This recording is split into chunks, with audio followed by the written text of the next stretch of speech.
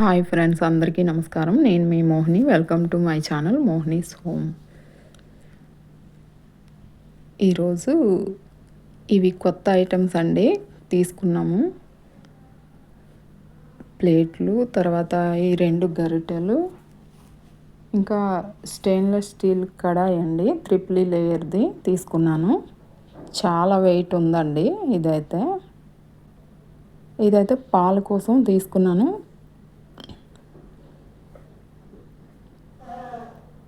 చూడండి, కడాయి అయితే చాలా వెయిట్ ఉంది.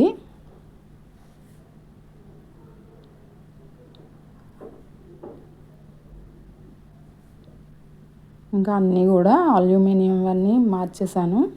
ఇంకా అన్నీ స్టీల్ వాటిల్లోనే నేనైతే కుకింగ్ చేసుకుంటున్నాను.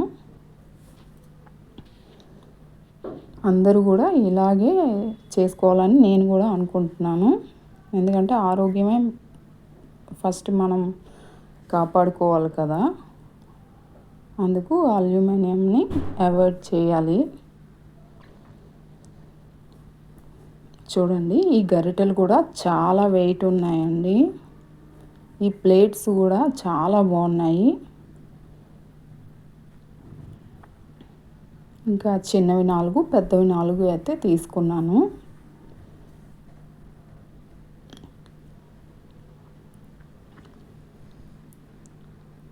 ఎలా ఉన్నాయి అనేది కమెంట్స్లో చెప్పండి. పెద్ద ప్లేట్లు అండి ఇవన్నీ. స్టిక్కర్లన్నీ తీసేసాను. గ్యాస్ మీద పెట్టి వేడి చేసి స్టిక్కర్స్ అయితే తీసేసానండి. అలాగైతే నీట్గా వచ్చేస్తాయి. ఇంకా ఈరోజైతే చికెన్ కర్రీ చేస్తున్నానండి ఈ కొత్త కడాయిలో. చూడండి, ఫస్ట్ అయితే కడాయిని ఒక 2 టైమ్స్ అయితే క్లీన్ చేసేసుకొని పెట్టుకున్నాను.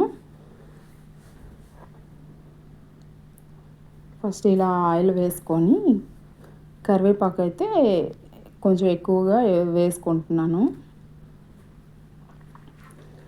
ఫస్ట్ ఆయిల్లో కరివేపాకు వేయించుకొని పక్కన పెట్టేస్తానండి. తర్వాత కర్రీ కోసం ఈ ఆనియన్స్, టమాటోలు, పచ్చిమిర్చి కట్ చేసుకుంటున్నాను. చూడండి, పచ్చిమిరపకాయలు అయితే ఇలా తిన్నగా పొడుగ్గా కట్ చేసుకుంటున్నాను. ఇలా కట్ చేసుకుంటే తినేటప్పుడు మనకి తగులుతాయి కదా, చాలా బాగుంటాయి. ఆయిల్లో కూడా బాగా ఫ్రై అవుతాయి కదండి, చాలా టేస్ట్గా ఉంటాయి. తర్వాత ఆనియన్స్ కూడా ఇలా సన్నగా పొడుగ్గా కట్ చేసుకుంటున్నాను.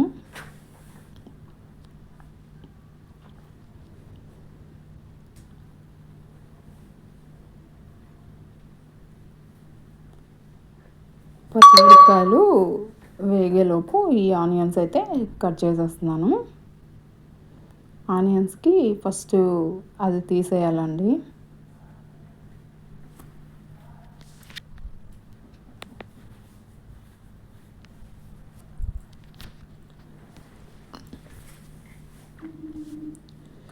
టమాటోలకి, ఆనియన్స్కి ఫస్ట్ అయితే పైన ఉంటుంది కదా, అదైతే తీసేసి మనం కట్ చేసుకోవాలండి. అది తీయకుండా వేసేస్తే మన ఆరోగ్యానికి మంచిది కాదండి. అందుకోసమే చెప్తున్నాను.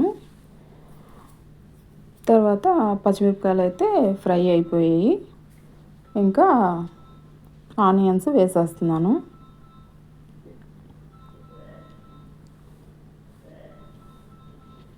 చూడండి, ఇలా కొద్ది ఫ్రై అయినాక అల్లం వెల్లుల్లి పేస్ట్ అయితే వేసుకోవాలి.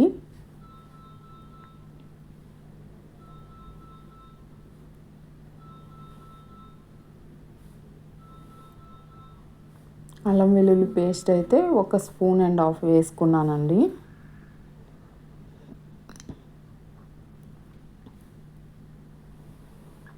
తర్వాత పసుపు వేస్తున్నాను.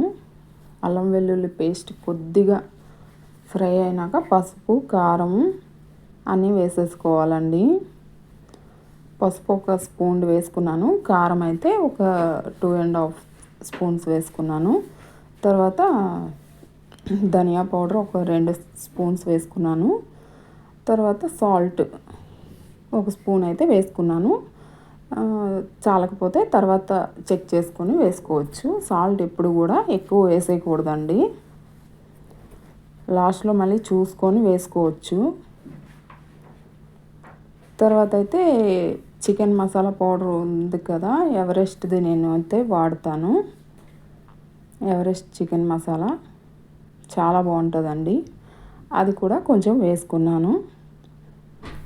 ఇంకా అన్నీ అలా ఫ్రై అవుతున్నాయి. తర్వాత ఈ టమాటో అయితే కట్ చేసుకుంటున్నాను. టమాటో కూడా సన్నగా పొడుగ్గా కట్ చేసేసుకొని ఇంకా వేసేసుకుంటున్నాను.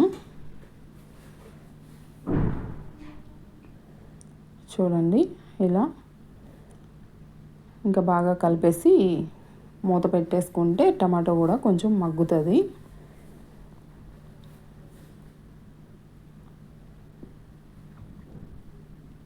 ఇలా మూత పెట్టేసి ఒక్క 5 మినిట్స్ ఉంచుకోవాలండి. టమాటో చక్కగా మెత్తబడుతుంది. 5 మినిట్స్ తర్వాత ఇలా తీసి చక్కగా కలిపేసుకొని ఇప్పుడు చికెన్ అయితే వేసేసుకోవాలి.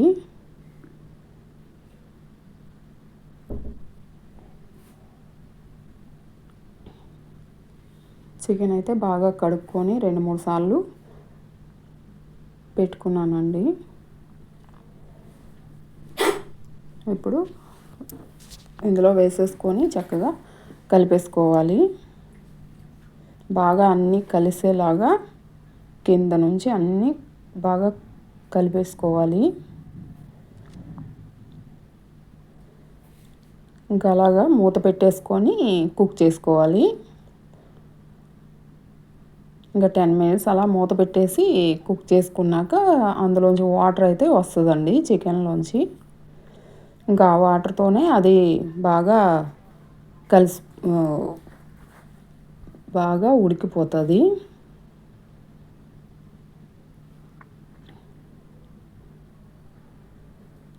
చూడండి 10 మినిట్స్కి ఒకసారి ఇలా మూత తీసి బాగా కలిపేసుకొని మళ్ళీ మూత పెట్టేసుకోవాలి.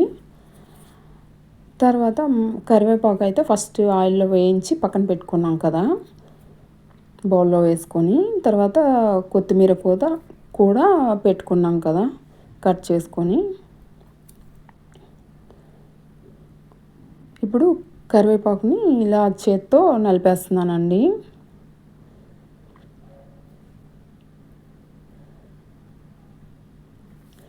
ఇలా వేసుకుంటే చాలా టేస్ట్గా ఉంటుందండి. చికెన్ కొంచెం కుక్ అయినాక ఇలా ఈ కరివేపాకుని బాగా నలిపేసి అందులో వేసేస్తే ఇంకా ఆ ఫ్లేవర్ చాలా బాగుంటుందండి. టేస్ట్ అయితే మొత్తం కరివేపాకు స్మెల్ అంతా ఆ చికెన్కి పట్టుకొని చాలా బాగుంటుంది. ఇంకా మన హెయిర్కి కూడా చాలా మంచిదండి కరివేపాకు. ఎక్కువగా నేనైతే యూజ్ చేస్తాను. ఇలా వేస్తే ఇంకా తీసి పక్కన పడేయరు కదండి, ఏకంగా తినేస్తారు. ఇంకా అందుకే ఇలా చేస్తుంటాను. ప్రతి కర్రీలోనూ కూడా కరివేపాకు అయితే ఎక్కువగా వేస్తాను.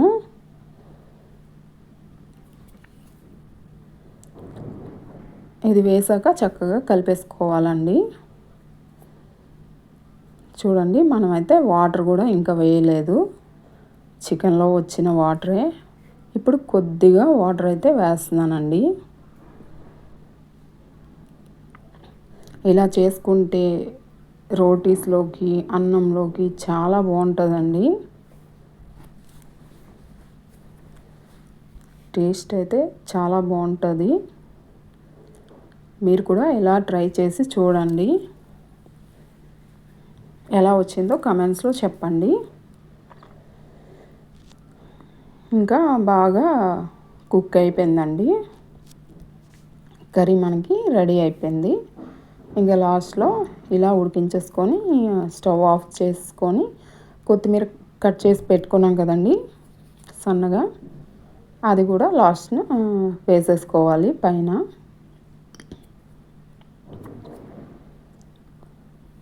చూడండి, ఇంకైతే స్టవ్ ఆఫ్ చేసాను. కొత్తిమీర అయితే వేసేస్తున్నాను.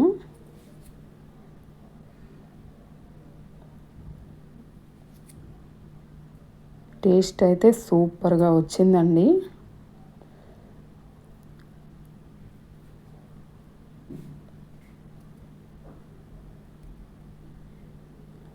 చూడండి, మీరు కూడా ఇలా ట్రై చేసి చూడండి. ఫస్ట్ ఈ కడాయిలో ఈ చికెన్ అయితే ఇలా నేను కుక్ చేసుకున్నాను. చాలా చాలా బాగుందండి. తర్వాత ఇదైతే కొత్త ప్లేట్ అండి, పెద్దది. ఇందులో రైస్ వేసుకొని చూడండి, ఇప్పుడు చికెన్ చేశాను కదా, సర్వ్ చేసుకొని ఇలా తినేయడమే. నేనైతే తినేస్తున్నాను. చూడండి, చికెన్ కూడా చక్కగా కుక్ అయిపోయింది.